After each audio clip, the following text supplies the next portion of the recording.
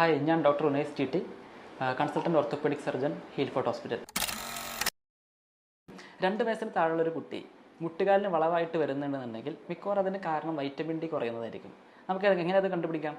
ഒന്നുകിൽ blood test ചെയ്യാം vitamin ഡിയുടെ, അല്ലെങ്കിൽ എക്സ്റേയിൽ നോക്കിയാൽ നമുക്ക് മനസ്സിലാക്കാൻ പറ്റും. അങ്ങനെ വൈറ്റമിൻ ഡിയുടെ കുറവുണ്ടെന്ന് കണ്ടെത്തി കഴിഞ്ഞാൽ പിന്നെ നമുക്ക് ചെയ്യാൻ പറ്റുന്നത് വൈറ്റമിൻ ഡി സിറപ്പുകളുണ്ട് ആഴ്ച കൊടുക്കുന്നത്, അത് കൊടുക്കാം. കാലിന് ചെറുതായിട്ട് സ്ട്രെച്ചിങ് ചെയ്യാം. അതേപോലെ പാല് കൊടുക്കുന്ന അമ്മ തീർച്ചയായിട്ടും വൈറ്റമിൻ ഡി സപ്ലിമെൻറ്റ്സ് കഴിക്കേണ്ടതായിട്ടുണ്ട്.